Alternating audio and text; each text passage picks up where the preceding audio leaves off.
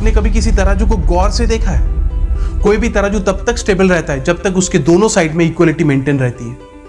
कोई भी तराजू के एक साइड में अगर वजन ज्यादा या कम हो जाए तो तराजू अपनी बैलेंस खो देता है। हमारी जो सोसाइटी है ना, ठीक उसी तरह काम करती है।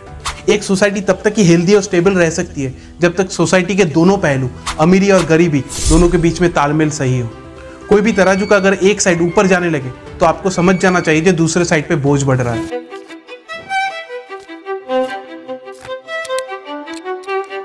According to the UN, 20 million people in the region are at risk of severe detailing hunger. a rise of millions around the world hungry and malnourished. 2020, when India was ranked 94th out of 107 countries. Now, India's GHI score, Global Hunger Index score. आपको 1974 की वो movie याद है, रोटी, कपड़ा और मकान? एक इंसान के जिंदगी के 3 बेसिक नीड। सोचिए, आपके पास अगर एक मकान है तो उसमें आपकी इंटर फैमिली या फैमिली के कुछ मेंबर्स इजीली रह सकते हैं। आपके पास अगर 2 जोड़ी कपड़े हैं तो आप उसको रोटेशन वाइज ऑल्टरनेट डे में पहन सकते हैं। लेकिन आपको ये समझना पड़ेगा, अगर आपको भूख लगती है तो खाना आप ही को खाना पड़ेगा। किसी और के खाने से आपकी भूख नहीं मिटेगी। और दुनिया में जो इंसान अपनी भूख को एफोर्ड नहीं कर पाता ना, वो अपनी बेसिक नीड को फुलफिल नहीं कर पाता। आप सोच रहे होंगे ना, जी इससे आज के टॉपिक का क्या लेना देना? तो लेना देना है। कोई भी देश अंदर से कितना मजबूत है वो पता चलता है इस बात पर कि उस देश की कितनी पॉपुलेशन अपनी बेसिक नीड को इजीली फुलफिल कर पाती है। इस चार्ट को एक बार अच्छे से देखिए। यह है 2022 का ग्लोबल हंगर इंडेक्स रिपोर्ट। इसके मुताबिक इंडिया का जीएचआई स्कोर है 29.1। रेड जोन पर आता है, मतलब इंडिया एक सीरियस जोन पर है, क्योंकि किसी भी देश का जीएचआई स्कोर और हंगर रेशियो पैरेलली काम करता है। जिस देश का जीएचआई स्कोर ज्यादा, उस देश में भूखमरी की प्रॉब्लम ज्यादा, और जिस देश का जीएचआई स्कोर कम, उस देश में भूखमरी की प्रॉब्लम कम। अगर आप 2022 के रिपोर्ट को अच्छे से देखेंगे तो पूरे वर्ल्ड में बेलारूस एक ऐसी कंट्री है जो पिछले 22 साल से जिसका जीएचआई स्कोर बिलो 5 है। मतलब बेलारूस एक ऐसी कंट्री है जिसमें भूखमरी की प्रॉब्लम ना के बराबर है। लेकिन अगर आप इंडिया का रैंक देखेंगे, 121 कंट्रीज के अंदर इंडिया का रैंक आता है 107 नंबर पर। पूरे एशिया में इंडिया को छोड़ के एक कंट्री है अफगानिस्तान, जो इस मामले में इंडिया से नीचे आती है। लेकिन अगर आप इंडिया के नेबरिंग कंट्रीज की बात करेंगे तो पाकिस्तान और बांग्लादेश भी इस मामले में इंडिया से ऊपर है। पूरे वर्ल्ड में आज भूखमरी एक बहुत बड़ी प्रॉब्लम बन चुकी है। पूरे वर्ल्ड में 828 मिलियन लोग ऐसे हैं जो हर रात भूखे पेट सोते हैं, मतलब अपनी बेसिक नीड फुलफिल नहीं कर पाते। इसीलिए यूएस ने एक डेवलपमेंट प्रोग्राम की शुरुआत की है, जीरो हंगर बाय 2030। इसका मकसद है 2030 तक पूरे वर्ल्ड से भूखमरी की प्रॉब्लम को कंप्लीटली खत्म करना। सबसे पहले ये समझना जरूरी है कि जीएचआई स्कोर काम कैसे करता है, जीएचआई स्कोर की कैलकुलेशन कैसे होती है। किसी भी देश का जीएचआई स्कोर सिर्फ इस बात पर डिपेंड नहीं करता कि उस देश की कितनी पॉपुलेशन को सही ढंग से खाना नहीं मिल रहा। जीएचआई स्कोर मेनली डिपेंड करता है 4 पैरामीटर के ऊपर: under nourishment, child wasting, child stunting and child mortality. GHI score calculate होता है आउट ऑफ 100, जिसमें से 33.33% डिपेंड करता है अंडर न्यूरिशमेंट के ऊपर, 33.33% डिपेंड करता है चाइल्ड मोर्टेलिटी के ऊपर, और चाइल्ड वेस्टिंग और चाइल्ड स्टंटिंग इन दोनों के ऊपर एक साथ डिपेंड करता है रिमेनिंग 33.33%। पहला पैरामीटर होता है अंडर न्यूरिशमेंट। इसका मतलब होता है आप जो खाना खा रहे हो वो सही क्वालिटी का नहीं है, मतलब पुष्टिदायक नहीं है, उसमें सही मात्रा में कैलोरीज नहीं है। किस देश के कितने पॉपुलेशन को सही ढंग से खाना नहीं मिलता उसके ऊपर डिपेंड करता है अंडर न्यूरिशमेंट का स्कोर। दूसरा और तीसरा पॉइंट आता है child wasting and child stunting. ये कैलकुलेट होता है 5 साल के कम उम्र के बच्चों के लिए। सही से खाना ना मिलने की वजह से जिन बच्चों का वजन उसके उम्र के हिसाब से कम होता है उसके ऊपर डिपेंड करके कैलकुलेट होता है चाइल्ड वेस्टिंग, और जिन बच्चों की हाइट उनके उम्र के हिसाब से कम रहती है उसके ऊपर बेस करके कैलकुलेट होता है चाइल्ड स्टंटिंग। और लास्ट पैरामीटर होता है चाइल्ड मोर्टेलिटी। ये सबसे बुरा फेज है, मतलब खाना ना मिलने की वजह से जिन बच्चों की मौत हो जाती है उसके ऊपर कैलकुलेट होता है चाइल्ड मोर्टेलिटी। कुछ अफ्रीकन कंट्रीज की ये सबसे बड़ी प्रॉब्लम है। और इन 4 पैरामीटर्स के ऊपर डिपेंड करके इंडिया का जीएचआई स्कोर निकलता है 29.1। साल 2000 में इंडिया का जीएचआई स्कोर था 38.8, जो 2014 तक धीरे धीरे घटकर 28.2 हो चुका था। इसका मतलब इस भूखमरी की प्रॉब्लम से इंडिया बहुत अच्छे से फाइट बैक कर रहा था। लेकिन 2014 के बाद ये जीएचआई स्कोर धीरे धीरे बढ़ने लगा है। लेकिन अपनी सरकार इस प्रॉब्लम के बारे में ज्यादातर बात ही नहीं करती, क्योंकि इंडिया में और सारे मुद्दे हैं ना, जात पात के मुद्दे, हिंदू मुस्लिम के मुद्दे, कौन सी सरकार ने भ्रष्टाचार के खिलाफ लड़ाई लड़ी है, कौन सी सरकार सड़क बना रही है, कौन सी सरकार फ्री में इलेक्ट्रिसिटी बांट रही है, कौन सी सरकार वर्ल्ड का टॉलेस्ट स्टैचू बना रही है। ये सारे बेकार के मुद्दे एक तरफ और इंडिया की भूखमरी की प्रॉब्लम एक तरफ। क्योंकि भूखमरी की प्रॉब्लम से ही पता चलता है कोई भी देश अंदर से कितना मजबूत है।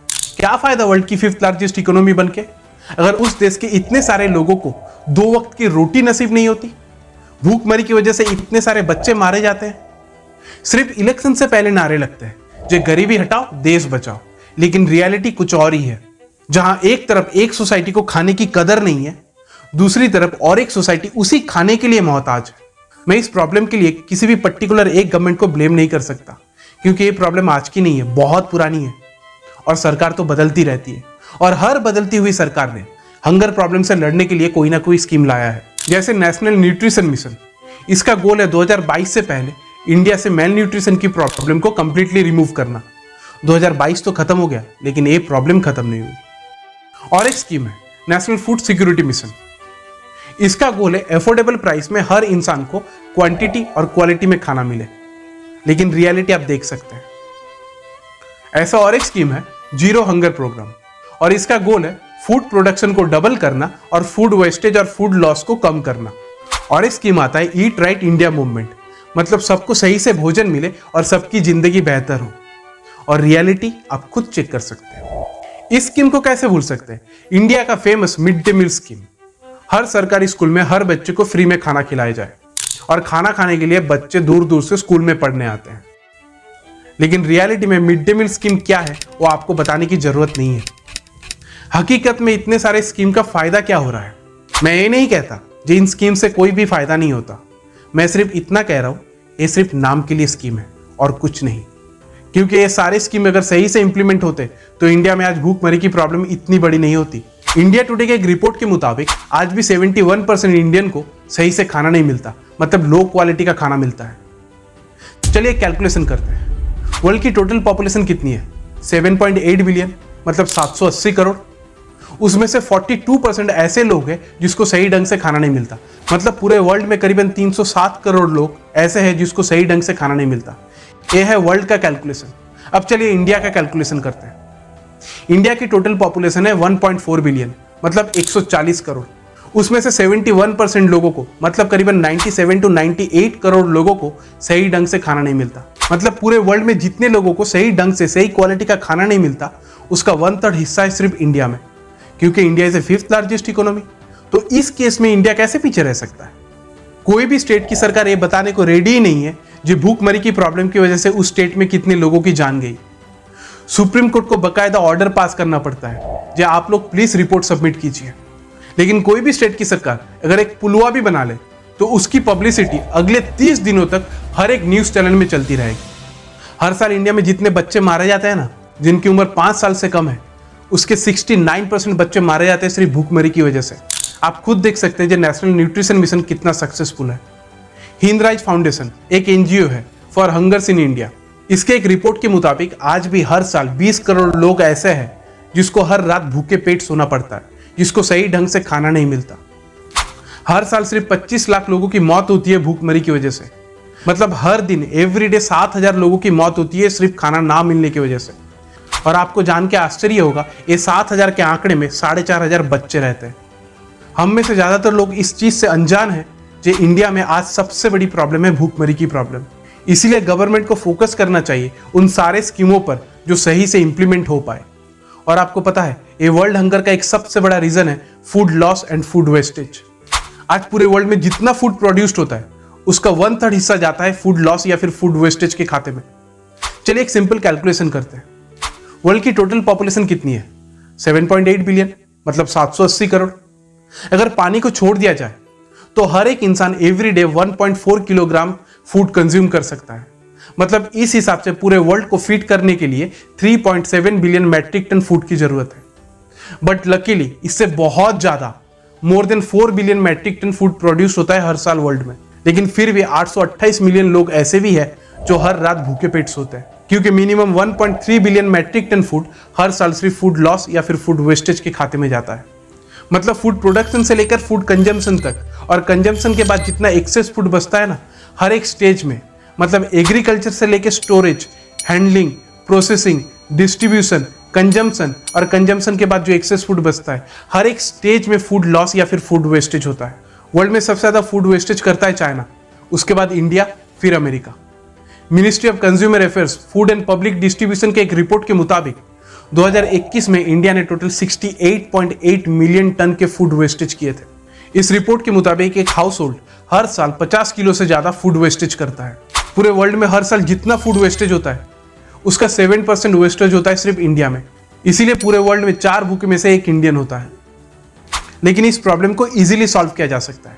फूड साइकिल के हर एक स्टेज में, मतलब उसके एग्रीकल्चर से लेकर उसका स्टोरेज, उसका डिस्ट्रीब्यूशन, रिटेलर तक पहुंचना, इस सारे स्टेज में हमारे या फिर आपके जैसे इंसान या फिर नॉर्मल फैमिली कुछ नहीं कर सकती।